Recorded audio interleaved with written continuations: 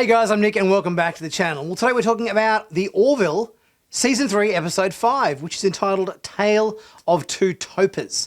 I think the Orville is really coming along so far this season. I was feeling a bit funny about it in the first couple of episodes, but I think it's in the last 2 episodes, I think it's hit its stride a bit more. The storytelling has been interesting.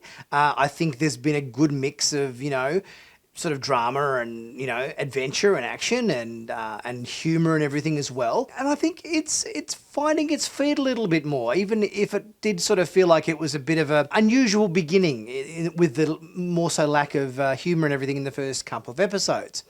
But I think we definitely feel like we're getting there now, which is good. This week's episode saw a bit of an identity crisis going on with Topa.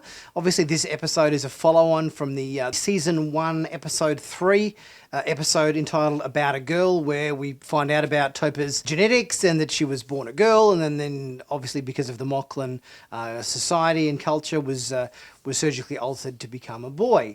I kind of thought this is a story that's going to come around again and find out what's going on a little bit further down the track with this debate. And I think this episode handled it reasonably well. It got the message across. I think it was a good, great performance with some really powerful scenes between especially Kelly and Clyden as well, with the whole debate that was going on. We sort of, we got to the results in the end that I think everybody was rooting for. And I think the episode was handled in a way that wasn't too, it wasn't too soapboxy. I think it got the point across well. It brought up a lot of interesting themes, and it will be certainly interesting to see what goes on in the future in terms of Clyden's acceptance or rejection of Topa as a result. Guys, if you haven't subscribed to Sci-Finatics yet, please, go ahead, subscribe, click on that big red button to become a Sci-Finatics subscriber, where you'll be kept up to date with all the latest sci-fi TV news on YouTube. So let's take a look through episode 5 of season 3, The Orville, Tale of Two Topas. Now, first off, I just wanted to say this was the longest Orville episode we have had to date. 1 hour and 15 minutes this episode ran for. Each episode of The Orville this season so far has been over an hour, but this episode was bordering on feature-length running time. But I think it held my interest for the whole time. I think there have certainly been episodes this season that have been overly long and haven't supported the long running time, but I think in this circumstance, this episode did. The only thing that I thought probably was unnecessary is the fact that we had all that stuff going on down on the planet with that culture, tomb raiding and everything, and digging up trinkets and everything from the long dead race in the sort of, the temple.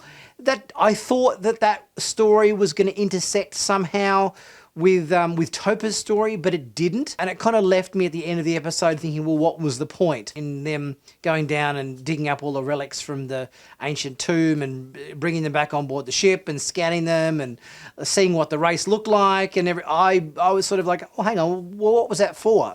Because it didn't really advance the story of what was going on with Topa, which was kind of the main story of the episode.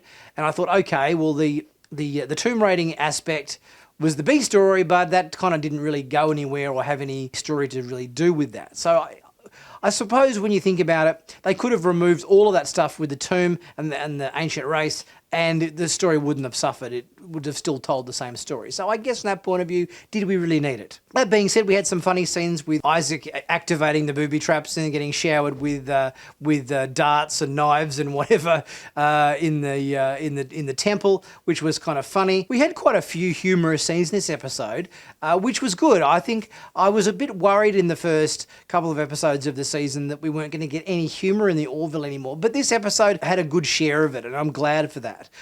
Such as, for example, the nude crewman that was, celebrating some cultural day for his race, which meant he wasn't, supposed to wear any clothes. And the other crew members are kind of a bit off-put. He's standing at his station with his bare butt there on display for everybody to see. That was a really funny scene. We also had some great scenes with, Gordon eating some food that, he'd been dared to by another alien crewman, and apparently humans humans can't handle it and they break out into a severe allergic reaction to it. So we had Gordon, breaking out in a massive rash on his face with enormous boils and everything, which was, again, a funny scene. Border singing in the cargo bay, a number of, show tunes and whatever else. There was some nice moments of levity in the episode as well. So I definitely feel like the Orville has its groove back. I don't mind that we're leaning away from the humour a little bit, provided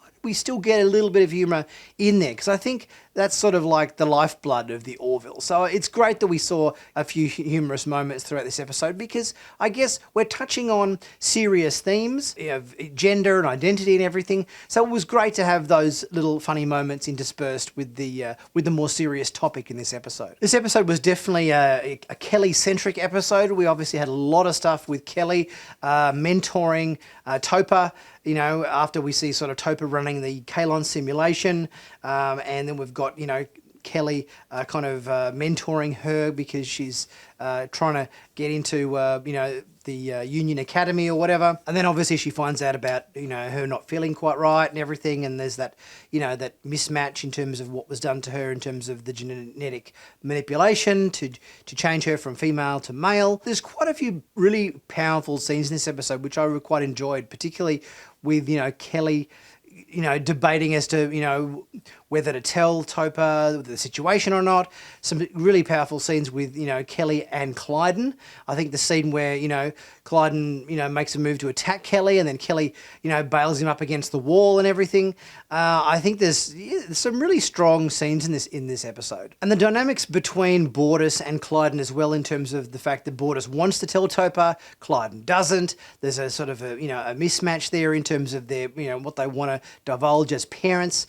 And obviously, Borders is the one that gives Topa the password to unlock the file from the previous court case and everything. I think it was good to see some flashbacks in the simulator to that previous episode of the Orville, where the female Mocklin had the whole court case situation and everything when they were deciding what was going to happen with Topa. I think it's been quite a while since that episode was on, because it was a very early season 1 episode, so it sort of needed a bit of a refresher. So I'm glad we got that. I think getting Isaac to do the surgery was a nice compromise. I think obviously with the initial talk of Claire doing the surgery, it was like, well, you don't need to, resign your whole commission to do this surgery. I thought, why can't they just bring a civilian surgeon on to do it or something to that effect? But I think the Isaac solution was a good one. The fact that he's never been a union officer or anything like that. He's just like a consultant kind of thing. It was a nice way of solving the problem, but also, as Isaac put it himself later in the episode, a way to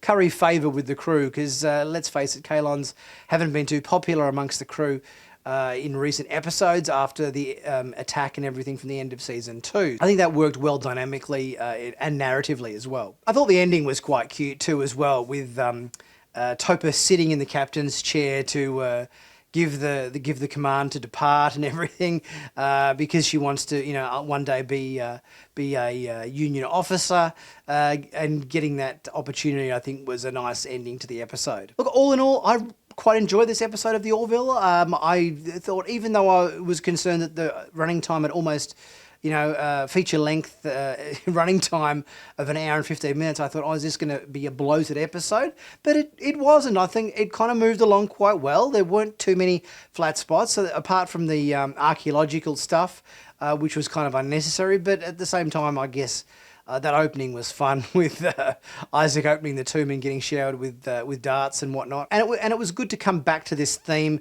that we'd addressed in season 1, because it was a bit of a storyline that was left, begging to be readdressed at a later date. Guys, let me know your thoughts in the comment section. What did you think of this episode of the Orville? Did you enjoy it? Did you think it was a nice continuation of the previous Orville story that had been brought up in season 1? Let me know your thoughts in the comment section, and don't forget to leave a super thanks if you're able to. It really helps the channel out, much appreciated. Check out my merch in the merch store, where you can pick up all the t-shirts, sci-fi, Star Trek, you name it, it's all there. Hoodies, mugs, caps, t-shirts, tank tops. Check it out. There's always a bargain, and it helps support the channel as well. And I'll be back very soon with my next video. I'll catch you guys soon.